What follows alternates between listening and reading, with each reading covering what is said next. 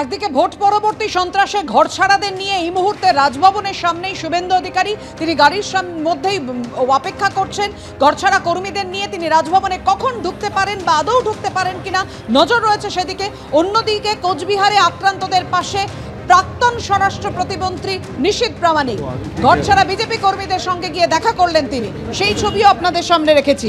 কোচবিহার উত্তর বিধানসভা কেন্দ্রে আক্রান্ত বিজেপি কর্মীদের সঙ্গে দেখা করলেন প্রাক্তন কেন্দ্রীয় স্বরাষ্ট্র প্রতিমন্ত্রী নিশীথ প্রামাণিক।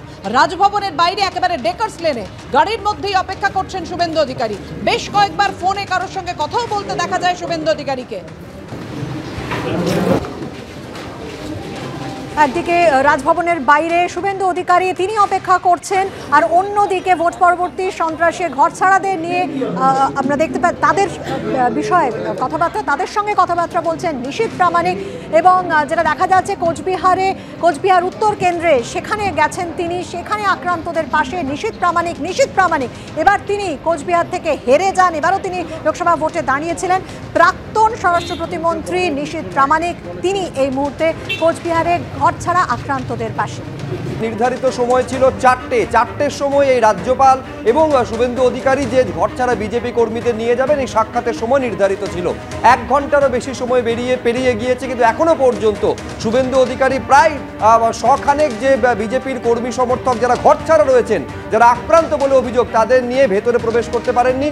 পুলিশ 144 ধারা জারি রয়েছে তার যুক্তিকে সামনে রাখছে।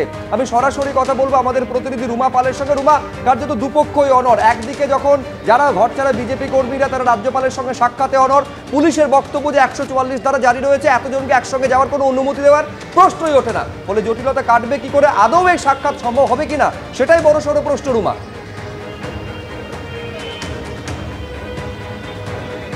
দেখো 1 ঘন্টা পেরিয়ে গেছে। আমি দেখিয়ে দেবো যে এই গাড়িতে কিন্তু এখনও অপেক্ষা করছেন শুভেন্দু অধিকারী, এবং অবশ্যই এই গাড়ি যেভাবে আটকে রয়েছে তোমার ঠিক ডালহৌসির যেখান থেকে আমরা যে রুটটা আসে সেইখান থেকে যেখানে লেফট টার্ন নিলেই রাজভবনের নর্থ গেট, সেখানে কিন্তু এই গাড়ি আটকে গেছে।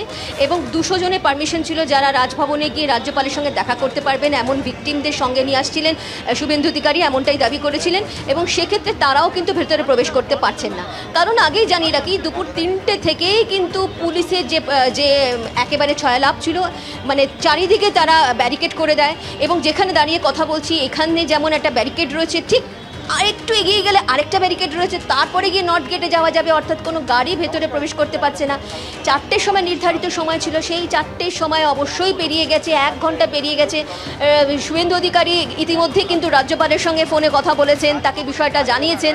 তবে দেখো, রাজ্যপাল যদিও পারমিশন দিয়েছেন ভেতরে 200 জন ভেতরে প্রবেশ করতে পারবেন, কিন্তু দেখা যাচ্ছে যে পুলিশের বক্তব্য তার সেখানে 144 ধারা। এরপর জটিলতা কিভাবে কাটে সেটাই এখন দেখার। তবে কিন্তু গাড়ি অপেক্ষা করছে, এবং গাড়ি যাতে ভেতরে প্রবেশ করতে পারে এবং যারা ভিকটিমরা রয়েছেন তারা যাতে ভেতরে প্রবেশ করতে পারে সেই ব্যবস্থাই চেষ্টা করা হচ্ছে শুভেন্দু অধিকারীর তরফ থেকে। তবে পুলিশও, যেটা আগে বলছি, যে প্রত্যেকটা জায়গা মানে রাজভবনের নর্থ গেটে যেখান দিয়ে গাড়ি চলাচল করে না কেন সেখানে কিন্তু 2টো করে ব্যারিকেড লাগিয়ে দেওয়া হয়েছে। একটা যেমন ব্যারিকেড একটা জায়গায় লাগা হচ্ছে, একটু এগোনোর পরে কিন্তু আবার একটা ব্যারিকেড, মানে একেবারে গার্ডরেল দিয়ে ঘিরে দেওয়া হয়েছে। পুলিশের ছয়লাভ, কোনোভাবেই যাতে এই 144 ধারা রয়েছে এবং কোনোভাবেই যাতে এই মানুষজন ভেতরে প্রবেশ করতে না পারেন সেদিকেই পুলিশ ব্যবস্থা নিয়েছে। কিন্তু শুভেন্দু অধিকারী অনড় রয়েছেন, এই মুহূর্তে অপেক্ষা করছেন, বেশ কিছুক্ষণ ধরে অপেক্ষা করছেন। তার নির্ধারিত সময় ছিল একদম বিকেল 4টে পেরিয়ে গেছে, 5টা পেরিয়ে গেছে, 1 ঘন্টা হয়ে গেছে। তা সত্ত্বেও কিন্তু দেখা যাচ্ছে যে এই জটিলতা এখনও কাটেনি, তিনি অপেক্ষা করছেন।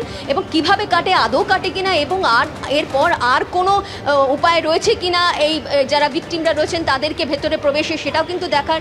তবে পুলিশ এই মুহূর্তে কিন্তু চারিদিকে ব্যারিকেড করে রেখে দিয়েছে, এবং শুভেন্দু অধিকারী কথা বলছেন এবং চেষ্টা করছেন যাতে ভেতরে প্রবেশ করতে পারেন।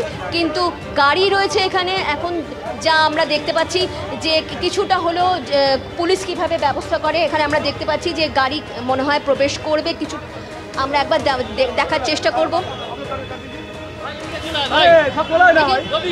গাড়ি কি যাচ্ছে ভেতরে? এখানেই বলবেন শুভেন্দু অধিকারী, এমনটাই জানা গেছে। এবং যেহেতু গাড়ি ভেতরে প্রবেশ করতে পারছে না এবং সেই কারণে কিভাবে প্রবেশ করবেন সেটাই সব থেকে বড় কথা। আমরা দেখতে পাচ্ছি শুভেন্দু অধিকারী হাতে একটা কাগজ রয়েছে এবং কিছুক্ষণ আগেও কিন্তু তার এবং সলা পরামর্শ করছেন এবং বেশ ভেতরে একেবারে আইনি পথে বিরোধী দলনেতা যেতে পারেন, বিজেপি যেতে পারে, এই সম্ভাবনাও কিন্তু জোরালো হচ্ছে। কি বলবেন শুভেন্দু অধিকারী? কিছু সময়ের মধ্যে সাংবাদিকদের মুখোমুখি হবেন, সেদিকে নজর থাকবে। রুমা, নজর রাখো পরিস্থিতির উপর। আপাতত তোমায় ধন্যবাদ।